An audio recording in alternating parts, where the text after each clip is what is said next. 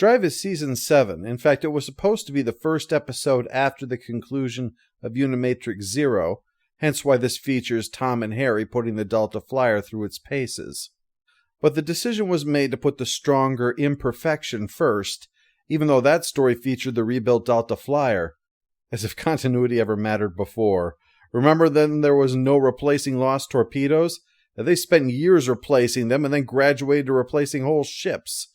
As this effectively demonstrates, I think. But another vessel shows up. Wow, nice ship. If you say so. Looks to me like a miscolored piece off of a bootleg Transformer. The pilot of the other ship challenges them to race to a comet. Not that I'm endorsing this misguided exercise. Are you referring to the race or to the show? Because it could easily apply to both. They win, but while they cross the finish line, their competitor has an engine flame out and has to be beamed over to be saved. Harry takes a shine to her because she's spoken with him for 20 seconds without making an excuse to leave or pulling out her pepper spray. So he suggests taking her and her ship back to Voyager to get the replacement part that she needs.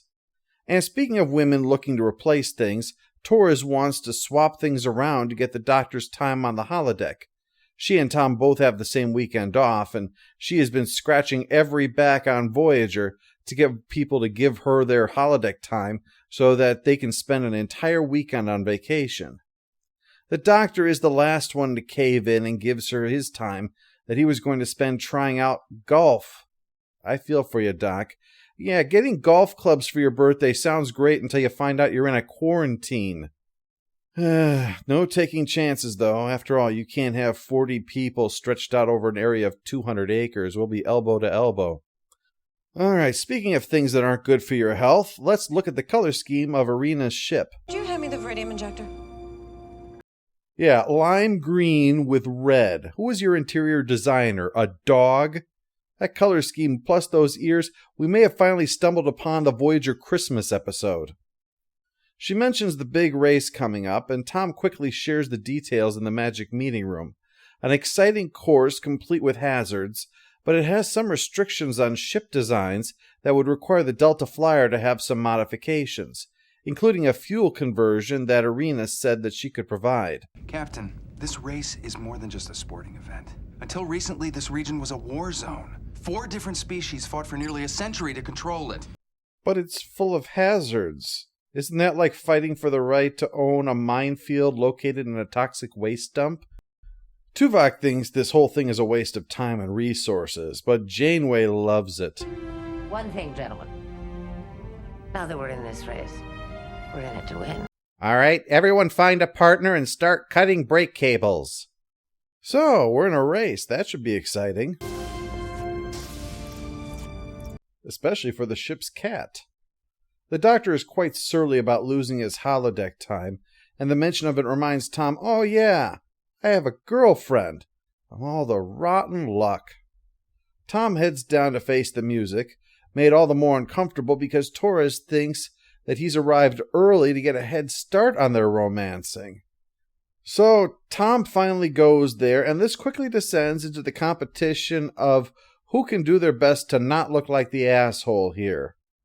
Tom realizes that his position is indefensible, and so says he's just going to tell the captain that he screwed up and he's not going to be able to do it. But Torres says, oh no, I want you to do your race. I want you to have fun. We can do this romantic weekend thing another time. I absolutely will not resent you for doing this.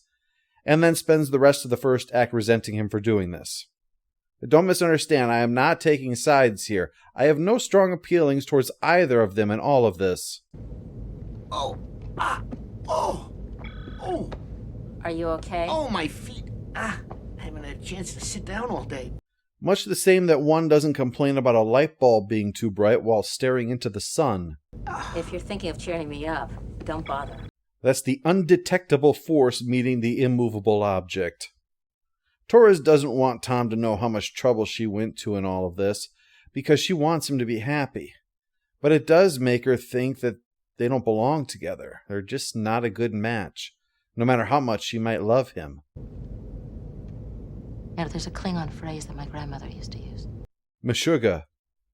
She's not completely off the mark here, though. I mean, I don't want to seem like Mr. Killjoy or anything, but there are times when love is not enough for a relationship to work. Like in the case of abuse or neglect, love sometimes isn't enough to get people to change their behavior to remove something that's too destructive to continue. The question of whether or not this is one of those things, though, is not for me to say. We can only observe and try to guess, but we're not really in any position to judge. We don't know someone's heart and what they have to have from someone else in order to feel complete in any relationship. People are a lot more complicated than that, even when they can't identify shit with a tricorder. But there's a side factor in all of this. Voyager has arrived to meet with the race coordinator, Outer Space TV's Frank here. But the meeting is interrupted by petty infighting. This race of peace is apparently full of people who'd like nothing better to do than to kick the shit out of one another. So every concession to one side pisses off at least one of the others. So Janeway suggests that they do all of this stuff on Voyager instead. Good idea, Captain. That means nobody can suggest this was favoritism. Oh? I just figured I'd get all the prestige, but if it'd make them happy, there's no skin off my ass. So yes, there's a reception on Voyager, featuring none other than Woody Harrelson's clone. And Tom and Harry are apparently planning on joining the Justice League later to fight Sinestro. For now, Tom goes over to talk to Hassan, a former fighter pilot turned racer. Could I get you something? A drink? Something to eat? Tour of the ship? Were you assigned to serve me? Not exactly. Are we friends? Let's all go to the lobby. Let's all go to the lobby. I guess not. Then you must be one of those pilots who believes in the fellowship of combat. No, on second thought, I am the server, and I'm about to present a freshly opened dish of whoop-ass. Harry's day takes a turn for the worse, or, as I should say, Harry's day continues as normal, when Arena's co-pilot shows up. Oh, looks like another evening of crying while I pour through the contents of e-hentai. Over in Astrometrics, Torres is surprised to see Seven working on optimizing the racing plan. But Seven explains that it would help improve her relationship with Tom Paris. No, not like that. Of all the ships on Voyager, that's the one that's going to sink before it even leaves the pier. No, Seven means her professional relationship would be improved if she invested some effort into something that mattered to Tom. It occurs to Torres that she just missed a relationship point that Seven of all people caught. A woman for whom the answer for what sex is would be the sixth number in the German language. So Torres takes over Harry's place for this race, much to Tom's shock. So she explains that it's their chance to do something together, even if it is just going in a circle in an overcomplicated way. So, with much fanfare, Voyager starts the race. Fire!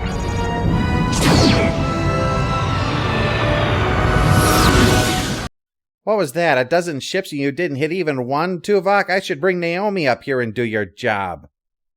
So they're off doing racing stuff. Vital racing stuff. How's our team doing? I announced the Delta Flyer's progress over the comm 11 minutes ago. In a race like this, 11 minutes can be an eternity. I know what you mean. Just that one conversation you had in the mess hall earlier, I felt like whole galaxies spun into existence and then died. It's all in the delivery. Do you mind? Would it even stop you if I said yes? So while Neelix is giving the play-by-play, we get back to the Delta Flyer. The inside, because who wants to watch the race when you can watch the people inside hitting switches? They're actually about to fly into a wormhole, which will make that switch hitting even more exciting, I'll bet. In fact, Torres cooks up a way to knock two of their competitors around to get space for a break for the lead. And this works. We did it! You should have waited.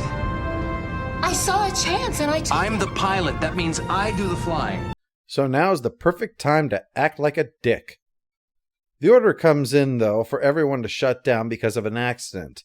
Arena's co-pilot was wounded by an exploding console. Torres says it might have had something to do with their little maneuver. I found this interfaced with her ship's shield generator. It's a phase inverter, designed to cause a system overload. I knew it. Captain, I suggest that with my super speed and B'Elanna's frost vision, we can defeat Dr. Doom and get to the bottom of this. But we received several threats of a more serious nature. From whom? Groups opposed to the Alliance. Arms dealers, isolationists, political extremists. Up until now, I wasn't sure how seriously to take them. It's hard to parse that this plot about bombing a race came out years before the bombing of the Boston Marathon. It's not lone gunmen flying into the Twin Towers, but it's certainly enough to send a shiver up the spine. I really liked it better when you were claiming to invent the cell phone. The racing poobah is thinking about shutting this whole thing down, but they won't hear of it. The race has got to go on. And Harry is going to join it, inviting himself to be the new co-pilot for Arena, no matter how much she clearly wishes he wouldn't. That's not the only trouble in Paradise.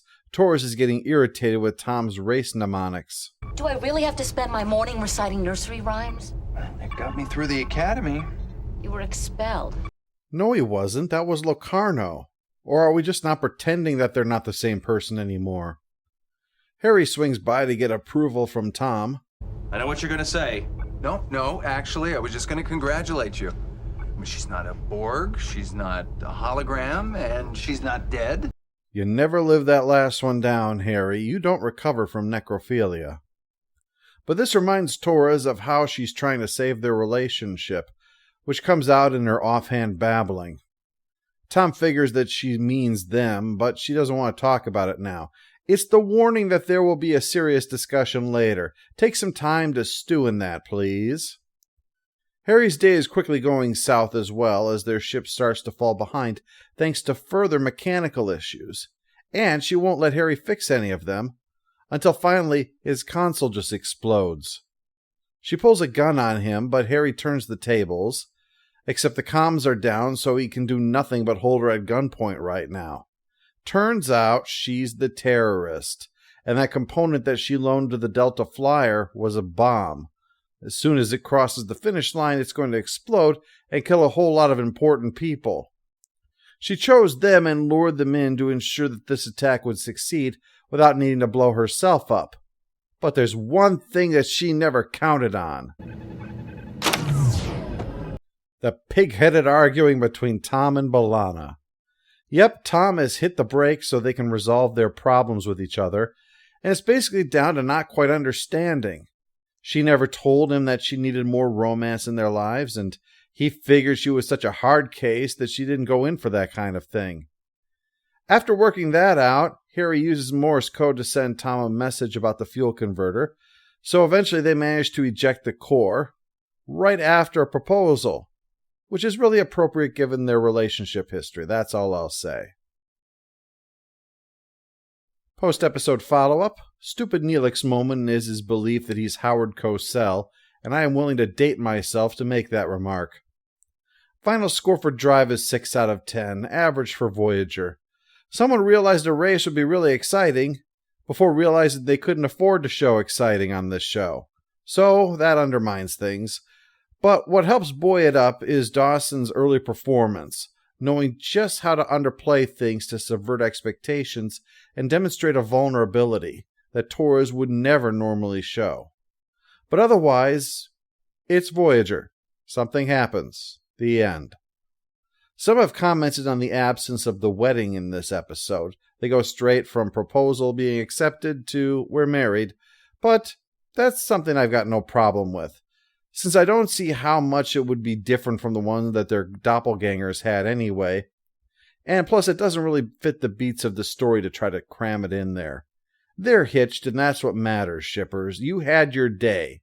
Even if Harry is crying into his pillow again, as he does every night.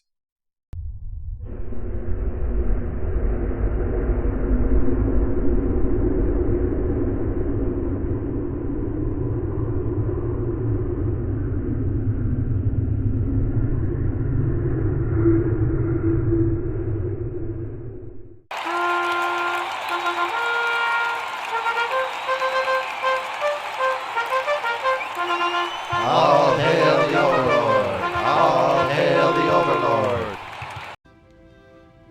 I'm afraid.